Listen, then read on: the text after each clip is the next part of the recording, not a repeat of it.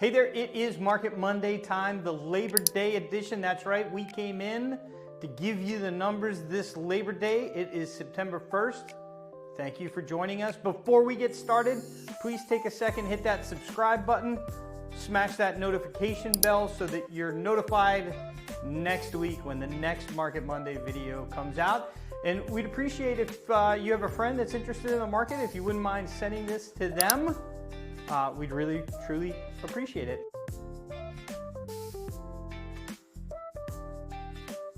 Let's get into this week's numbers. On the supply side, new listings so far this year, 1,954 listings have come on the market on Hilton Head Island. That's up 38 from last week. At this point last year, so September 1st, 2024, there were 1,986. So just a 1.6% difference. We're a little bit less this year than we were last year.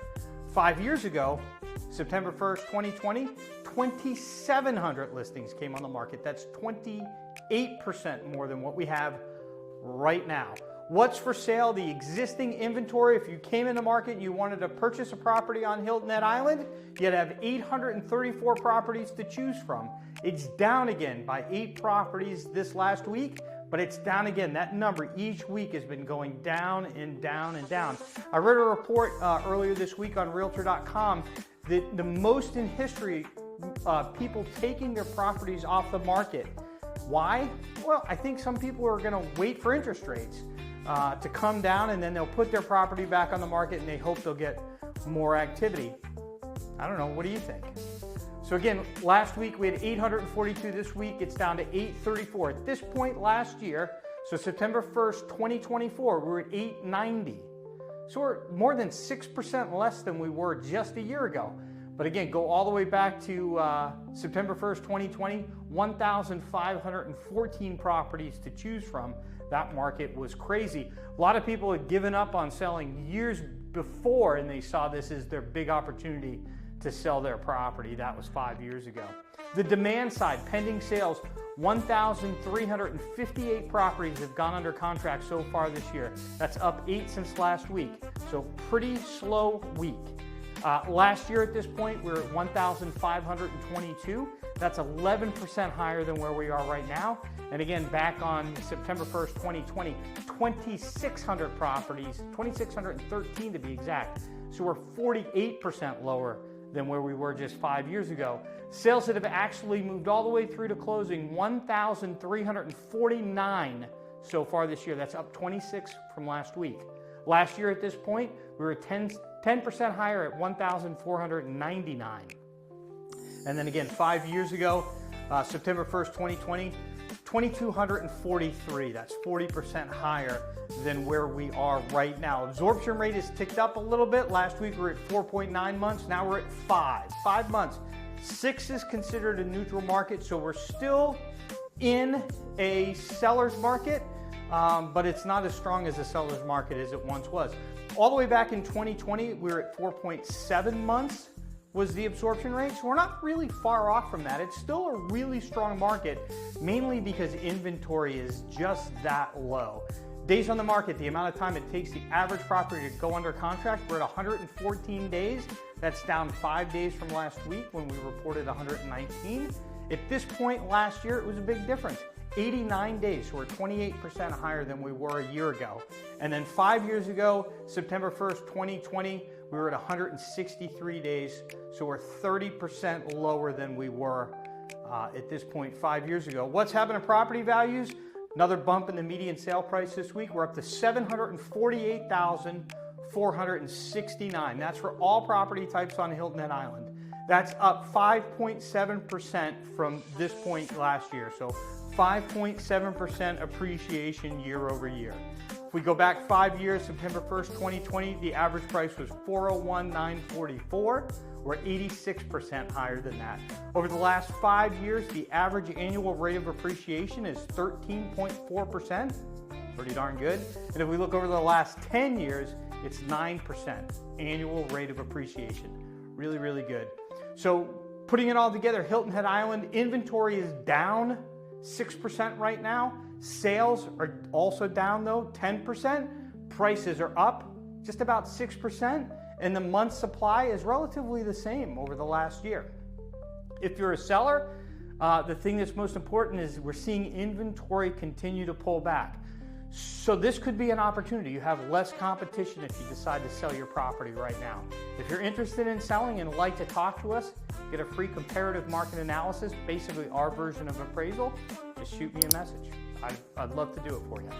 If you're a buyer, you have to recognize that the inventory is going down. So what you have to choose from is getting less and less and less. And we know when that happens, prices go higher. So, you know, I've been saying it for weeks now. I can't imagine a better opportunity to buy if you're a buyer right now.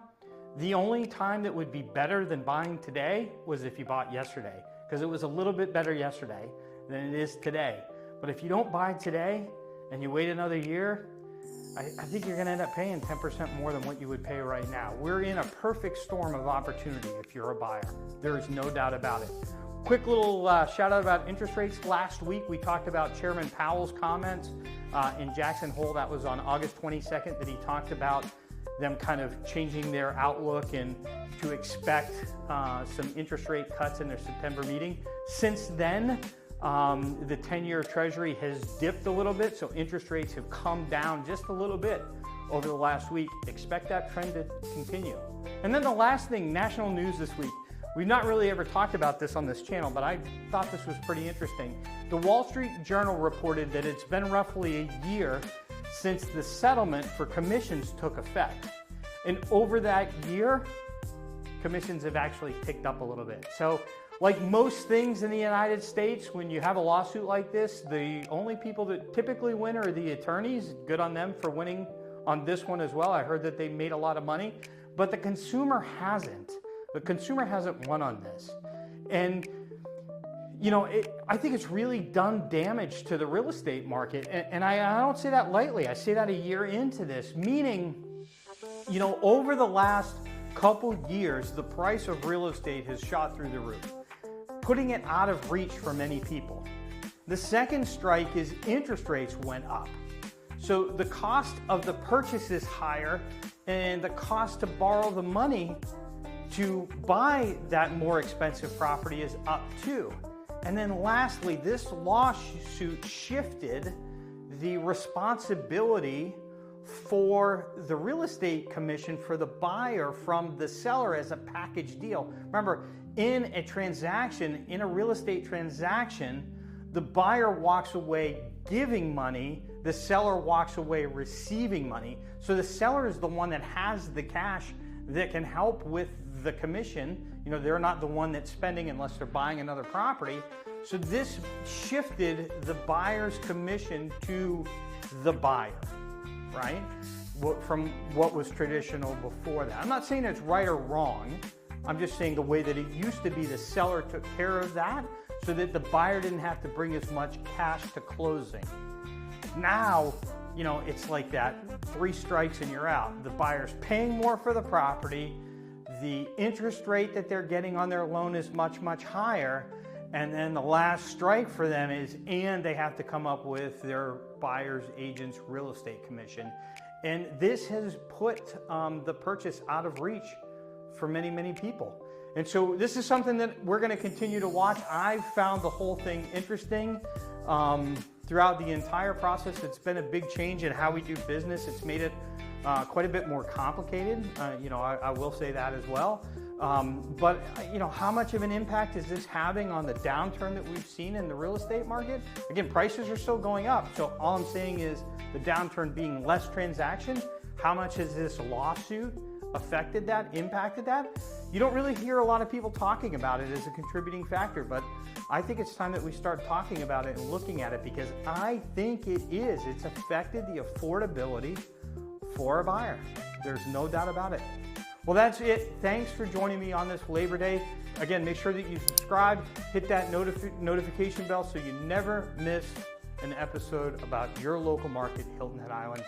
Thanks. Have a great Labor Day.